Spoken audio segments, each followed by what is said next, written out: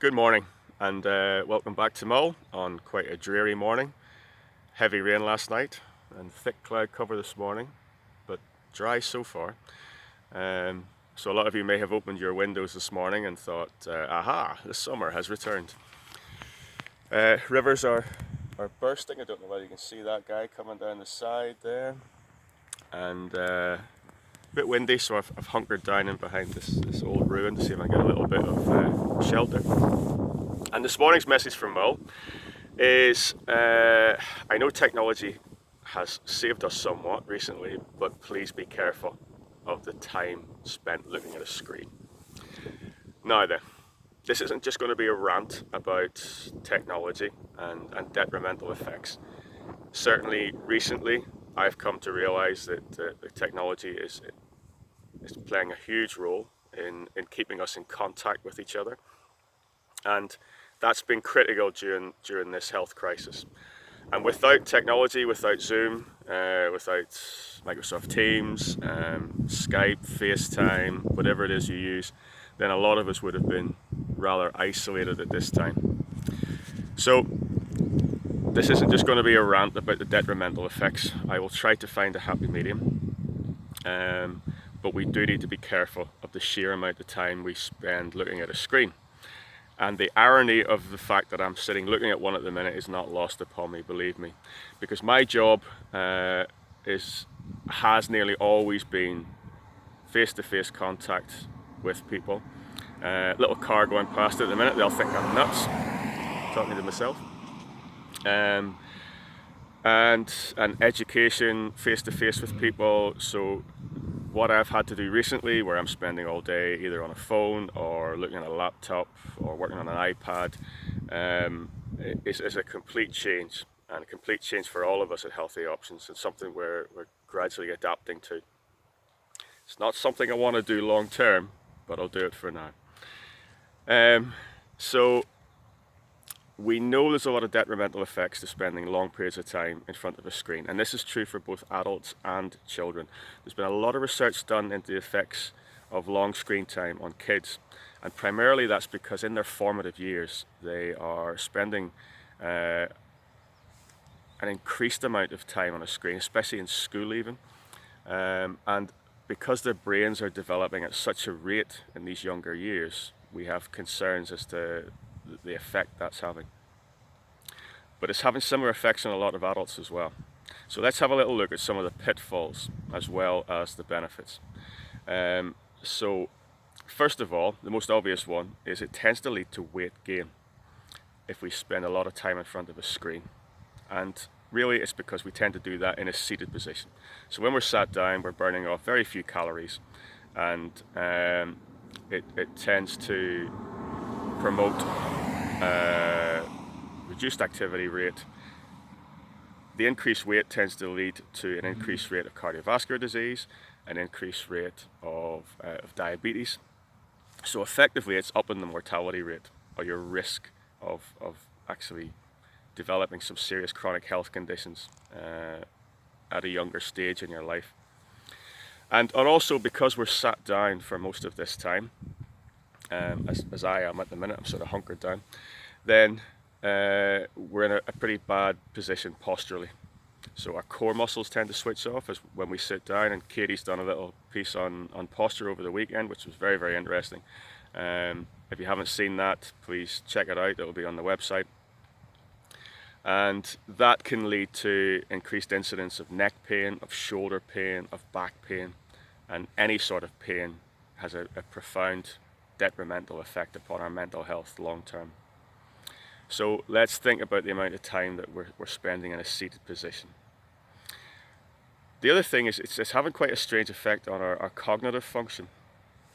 So in kids we know that long periods of time spent in front of a screen is affecting their frontal lobe part of their brain, and that's the part of the brain that's responsible for planning, for organizing, and controlling impulses as well. So we're finding kids that spend long periods of time in front of a screen are starting to suffer with certain behavioral issues, potentially an increased risk of ADHD, and perhaps more prone to bullying and that sort of thing. So really important that we control the amount of time that children are spending in front of a screen. On the flip side, technology is playing a huge role in how kids are educated these days. And there are definite benefits to that.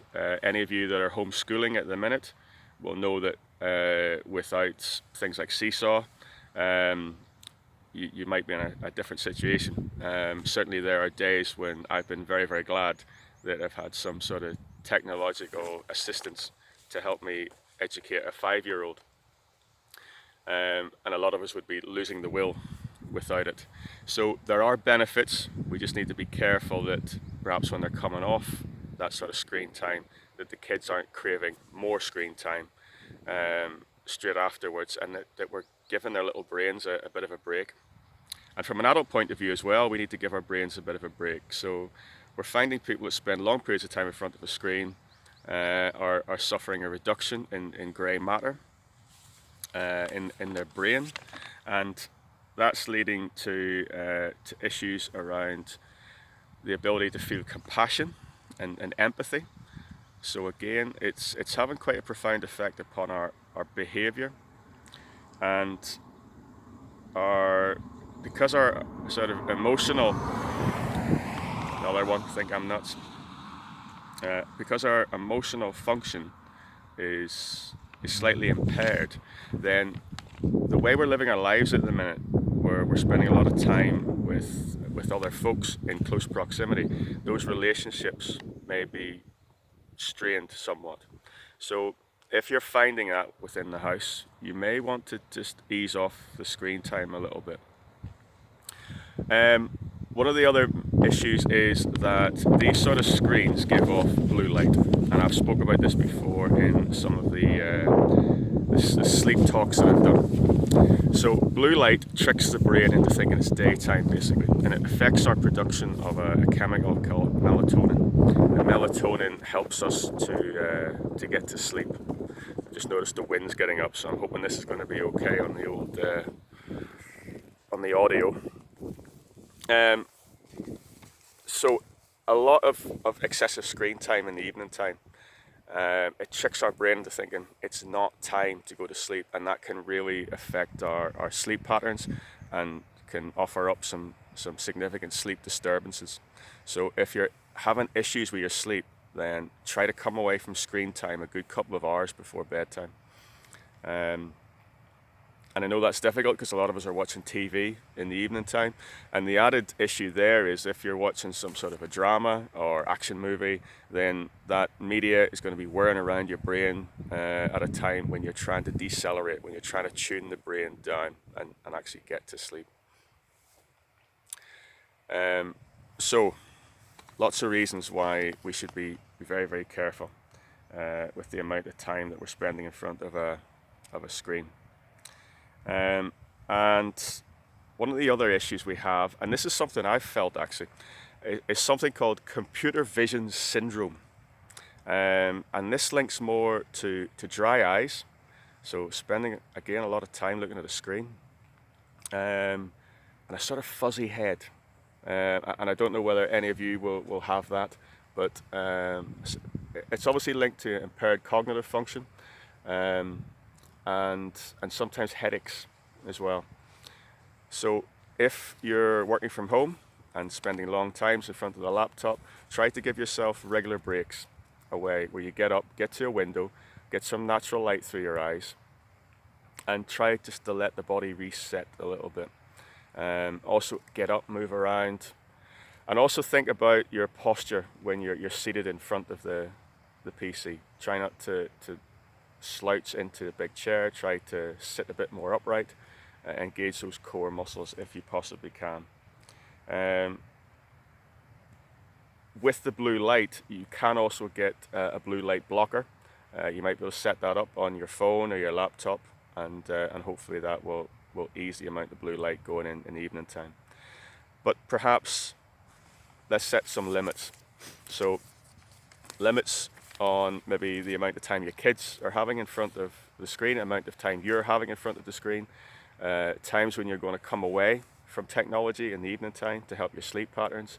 Regular breaks, you might want to set a little alarm during the day so that you don't have any more than perhaps 45 minutes without actually getting to a window, standing up, moving around a little bit. I think in some offices they'll try to do that every half hour. You might want to do that. If you're making phone calls, instead of spending it in the chair, get up, wander around. I know that's something that's helped me. Get outside, do some phone calls if it's not normal weather. And just think of strategies to get yourself away from screen time and get more natural light in. But again, I am aware that it has been very helpful, and there's a lot of good things that come out of screen time. And don't be too strict with the kids, because it is playing a big part in their lives these days. But maybe use it more as a treat for them instead of a necessity and something that they can have access to all the time. Try to get them out into the real world as well. So I'll finish there, and here we go, another week, and I'll be back later on with exercise of the day, and I hope you've all had a nice weekend, and we'll catch up with you soon. As always, stay safe. Bye-bye.